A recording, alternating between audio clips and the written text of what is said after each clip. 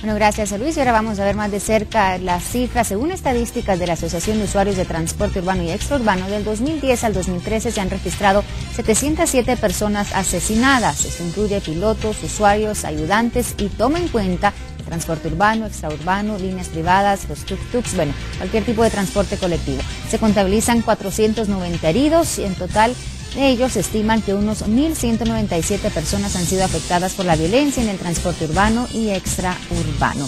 Así es que estas son algunas de las cifras que, según ellos, se han registrado del 2010 al 2013, pero vamos a dar paso ahora a hablar con el señor Arkel Benítez, el viceministro de Apoyo al Sector de Justicia. Arkel, muy buenos días, gracias por estar con nosotros esta mañana. Buenos días, un placer estar aquí con ustedes. Bueno, Arkel, vimos ese reporte, sé que lo estuviste viendo. ¿Cómo te hace sentir al escuchar la opinión de la gente, los guatemaltecos que dicen sentirse tan inseguros día a día? Bueno, lo vemos con un sentido absoluto de responsabilidad, porque tenemos muy claro el mandato por el cual el presidente de la República, Otto Pérez Molina, nos seleccionó para estar en estos cargos. Y por eso yo creo que también es importante decirte cómo nosotros encontramos toda la parte, primero organizativa y reactiva del Ministerio de Gobernación en el 2012, que fue un periodo que nos tocó hacer una administración de la crisis. El mandato y la orden del presidente de la República al iniciar el año pasado fue priorizar la protección de la vida de las personas y de aquellos delitos patrimoniales en donde la vida estaba con un nivel muy alto de riesgo de pérdida. Y eso nos orientó a definir la estrategia de las fuerzas de tarea temáticas, y arrancamos con la fuerza de tarea contra el sicariato, la fuerza de tarea contra el femicidio, la fuerza de tarea contra extorsiones, robo a teléfonos celulares, vehículos y antisecuestros. Y eso nos permitió el año pasado al hacer un balance, una reducción significativa en el caso de homicidios. Así que el 2012 nosotros nos llevó el tiempo para reestructurar, reordenar el planteamiento de investigación criminal con miras a detener la tasa de homicidios y los delitos conexos. Y por supuesto en el 2013 viene un desafío que es mayúsculo, y es el desafío que tiene que ver con todo el esquema de esa parte en donde el año pasado no es que no haya sido prioridad, sino que tuvimos que empeñar todo el tema de sicariato. Ahora viene toda la parte del resguardo al patrimonio y a la vida de las personas que se conducen en los vehículos, que se conducen en el transporte colectivo urbano y extraurbano, y eso se complementa con un esquema de prevención, que es el gran desafío del 2013 del Ministerio de Gobernación.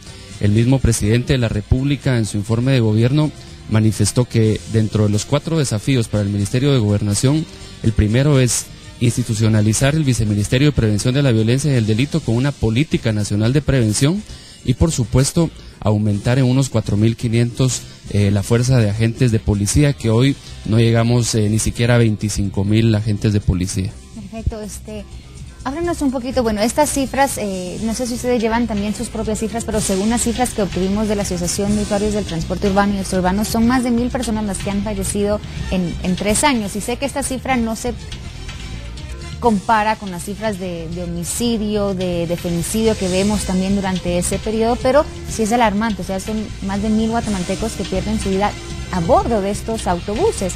Y como tú dices, o sea, muchos de ellos se preguntan dónde está esa seguridad, porque no vemos quizá esa reestructuración de la cual se habla, ¿no? Lo que quisiera la gente es medidas quizá inmediatas para poder prevenir ese tipo de delitos. Cuando se suban a los autobuses no tengan ese miedo de que vayan a ser asaltados. Sí, realmente es un proceso. Cuando nosotros hablamos de cómo se ha visto de parte del Estado, de la sociedad en que vivimos, el tema de la prevención, y hablamos no solo de prevención a nivel de seguridad, hablamos de prevención en salud, en educación, en otras áreas, vemos que el Estado no ha actuado en términos de una cultura de prevención. Hemos actuado, por el contrario, siendo muy reactivos, siendo muy pasivos ante la situación de lo que tiene que ver con la prevención.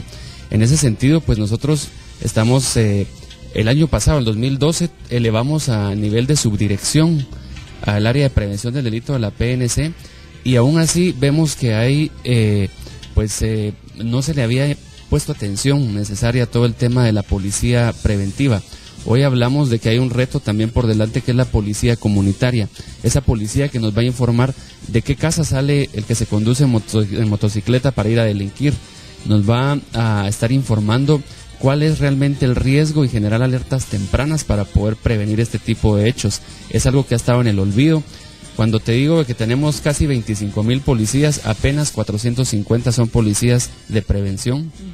Eso ya te da una correlación de la importancia que le ha merecido al Estado toda la temática de prevención de la violencia, y por eso en este año también uno de los desafíos es ponerle más atención a otras áreas que son importantes en prevención.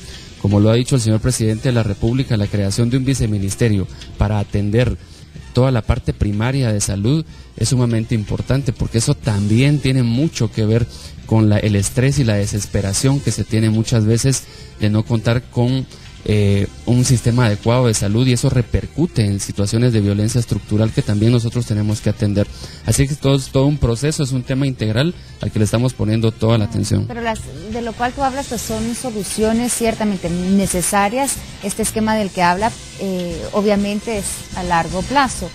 La gente quisiera saber qué se va a hacer a un futuro no tan lejano para evitar este tipo de situaciones. En el gobierno pasado hablábamos, habían soldados resguardando el transporte urbano. ¿Qué se hace ahora? O sea, fueron retirados esos militares, pero ¿qué se va a hacer ahora? Sí, no es que hayan sido retirados y que hayan salido del esquema de seguridad del Estado. Muchos de los... de los buses me refiero, o sea, sí, se claro, retiraron de los autobuses. Sí, muchos de los efectivos que en algún momento estuvieron cumpliendo algunas de estas tareas fueron reubicados en algunas áreas. Cuando hablamos de las fuerzas de tarea temáticas, también hablamos de las 3 fuerzas de tarea territoriales que el señor presidente y el ministro de Gobernación definieron en 3 territorios muy puntuales en donde las tasas de violencia eran muy elevadas. Hablamos de la fuerza de tarea Maya en la zona 18, hablamos de la fuerza de tarea Caminal en la zona 7 y la del Mezquital, que cubría parte de Villanueva, en donde estamos hablando de que casi hay 1,000 efectivos por cada fuerza de tarea de soldados del ejército. Sin embargo, dentro de los planes inmediatos que tenemos con el señor ministro de Gobernación, que estuvimos precisamente reunidos el fin de semana abordando esquemas de prevención operativa, no solo de la prevención que es de mediano y largo plazo, sino la operativa que tenemos que hacer como policía y como Ministerio de Gobernación. Hablábamos de una adquisición de alrededor de 3,000 cámaras de videovigilancia que tiene que darse este año, y por supuesto un esquema que estamos terminando de definir para las principales arterias en donde se están dando estos hechos delictivos. Estamos por conformar una brigada de motoristas de Policía Nacional Civil con toda la capacitación para que sean los que puedan implementar un sistema de prevención situacional y por supuesto de reacción en estos hechos que pues están cobrando la vida también de guatemaltecos, pero que van directamente encaminados al patrimonio de los guatemaltecos. Entonces eso es en el corto y mediano plazo lo que estamos implementando. Nosotros tenemos ya una reunión esta semana con todos los equipos de investigación y de prevención para definir estos esquemas en los puntos en donde, como ustedes lo han dicho, con total certeza están ocurriendo este tipo de hechos delictivos. ¿No es una opción colocar nuevamente a agentes militares o de la PNC en autobuses? Habrá que redefinirlo. Dentro de los objetivos del presidente de la República y del esquema de seguridad, nosotros tenemos muy claro de que los efectivos del ejército no van a estar toda la vida en la zona 18, en la zona 7 y en el área de Villanueva. La idea es que este modelo que nos redujo hasta casi el 70% de índices de violencia en estas zonas regrese o se reconcentre en otras áreas.